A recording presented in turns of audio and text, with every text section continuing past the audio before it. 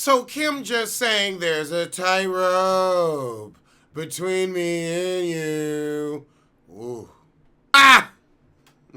Nene trying to help Brent with his homework. Honey, Greg had to come in and school them both. Would you rather have a third of something or a half of something? Dion gets a Rolex. Child, Dion just can't keep people out of her house. Now she's having a big birthday shindig. Oh my God.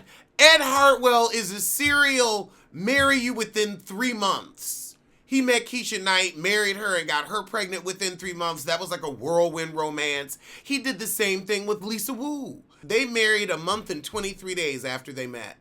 Ooh, foolish. Oh no, they're not gonna party at Dion's. They go out to a country club or a winery. Oh Lord.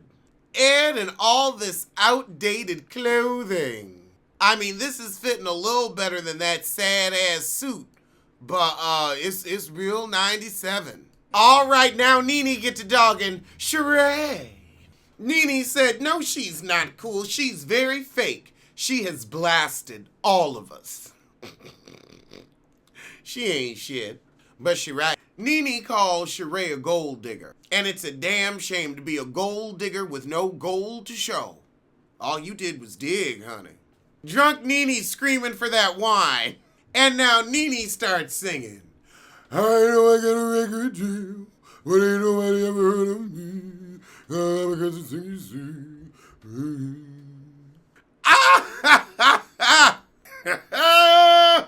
Oh my God. Greg's face when Nene started singing. He just went, I'm gonna pretend like I'm with Dallas.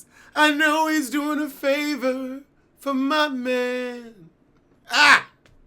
She is up in the camera's face. Oh my God. See, this did start off with light shade. Oh Lord. Kim going to waste Jan Smith's time. You know, in this scene, I don't know who's stupider.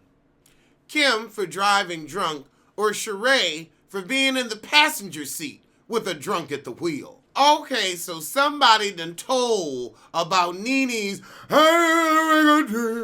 the favor for my man. Somebody done told messy ass Sheree, and this is her first bone to carry. I don't know if I bet it was messy ass Lisa, but it might have been ain't shit Dion. And she pulled off with that wine in the center console. Meanwhile, across town, Grand Dragon Zolciak and Shit Ray pull up to the lingerie store where divorcee Hartwell is buying items. I don't know why your husband isn't fucking you. Kim doesn't wear panties, so you got one of them Lenny pussies. And now Nene and Dion show up too. So Nene walks in and Grand Dragon and Shit Ray walk out. It was a tense moment. And I swear Kim just walks around with this wine glass. How is that legal? Now I'm sorry, I have not seen Sheree in a wig all this first season. That's her natural hair. Peaceless. Peaceless. But you gonna say wig squeezing her brain? Really? With this unit on? You need to sweep around your own scalp before you start talking shit. Oh my God, Kim has never had guacamole. And now she's freaking out because they use a rock. So Dallas comes to lunch for about 10 minutes. They talk about Jan saying, I'm gonna run your pockets and make you think you have a chance at having talent. And then he get up and leave. Looks like a favor to your man to me. Meanwhile, across town, Dion, Nene, and her unit, her all-purpose unit, her every episode unit, go have a late lunch. God, Dion! You are so fucking boring. This is not... Apparently, the song in the limo must have gotten back to Nene in some way, but it was blown all out of proportion. This is not typical behavior in elite society in Atlanta. Girl, you just moved there, and nobody showed up to your party. You don't know the elite society, because they sure ain't spend shit. And you want to talk about elite society, let's talk about an elite hairdresser. What in the runway hell is going on? Is that a track? That's a track. Girl, get these edges together. Oh my God, you cannot have natural here and silky smooth here. It doesn't translate. Oh, Lord. Just nothing but new growth all up and through. New birth and new growth. A new anointing on that scalp. Dion tried to call Kim and see what was up. Kim said, boop. Oh, Kim, you lying ass. Now, yeah, Sheree may be somewhat pretty, but she ain't got shit to offer the world. She can't even come out with joggers. What has she offered the world other than a piss-poor plotline and a carried bone? Oh, God, now Nene's gonna start her Twisted Heart Foundation. And then she had another foundation, and now she just ain't giving shit to nobody. Lord, I want to know what the hell Big Papa did for Dallas Austin where he owed him this big of a favor. There's a tightrope between me and you. And then she gonna say, ooh, I gotta fix my hair. I can't do this if my hair looks a fool. It's looked a fool for every season you were on this show. A fool. A baby doll fool. A Mattel fool. A baby born fool. A water baby's fool. A Cabbage Patch fool. So I think it was Divorcee Hartwell who told about the song. I don't think Dion is that messy, or that she would think, let me start some shit so I can be interesting. And that's why she was a one season, I can't even call her a wonder, that's too strong. A one season blip, because she is a blip. So Nene's planning her first big hat brunch. You know, it's a shame. Sheree and her could have been sisters in this. Instead, Sheree off the show. Sheree said, my phone's been ringing off the hook about how ain't shit I am. Nene's been bumping her gums. So Kim said, I'm going to text Nene and tell her off. Oh, God. So we got the text on this Moto Razor. I can't believe the shit you talked about me. You have no class. You are so evil. Don't ever call me. Oh, God. We had to go to the second page of the text. You are a low-budget bitch. Ooh, a low-budget bitch. Now, that's a read. That's a read. Nene knew Deshaun and Eric ain't fitting to tell them shit. It was messy Divorcee Hartwell and ashy-ass Ed.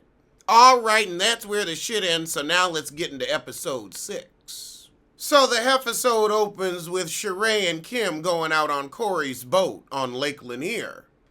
I hear there are a lot of deaths on Lake Lanier. Okay, now we got Divorcee Hartwell and Ed trying to get back on the team. Honey, it ain't gonna happen. Fast forward. Oh, now we got Sheree's sketches. And that's all we got is Sheree's sketches. Sheree, you should sell them sketches. They might be worth something.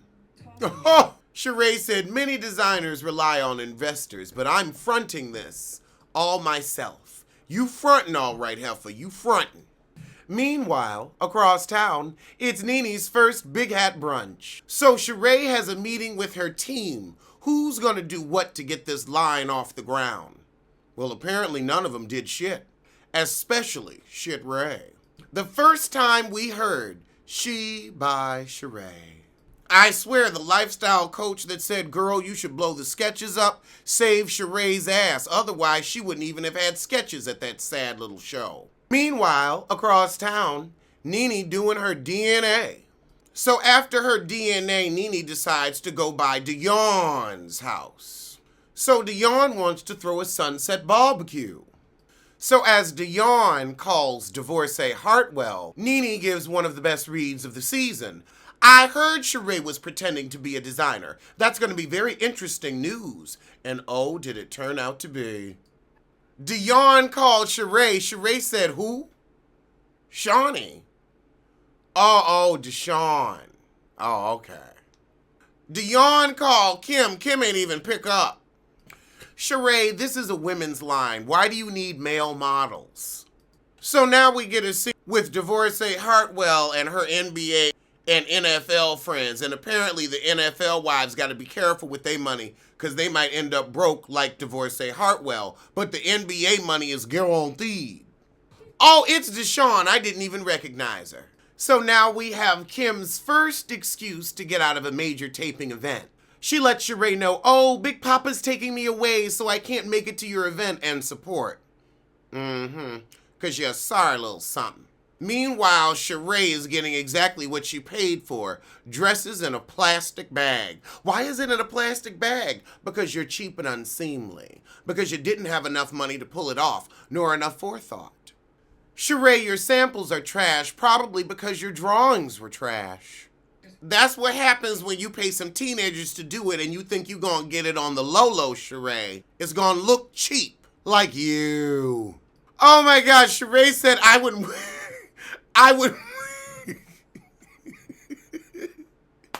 She said I wouldn't wear that to bed. Woo! And they did look shitty. I honestly think she said, look, production, I don't have the money to do this. Let's fake the funk together. So Sheree calls the sorry-ass seamstress and gives her the weakest cuss out ever. You've ruined my viewing. Now, Sheree, the fact that you had your clothes arriving the day before, and you've never done fashion before, and the day before your party, that's when your shit arrives. You're a mark and a moron. All right, it's the day of Deshawn's sunset barbecue, and her backyard is lovely. So Divorcee Hartwell, Nene, and Jon Snow all waiting around for Shit Ray and Grand Dragon to show up, and they ain't showing up. Grand Dragon saying, I don't want to sit around and eat chicken. Strike two, heifer. Strike two. Sheree whining that she spent $1,000 on a dress and they ain't pull it off the floor so nobody else would show up in it. Girl, they're gonna be real pissed when you return it the next day.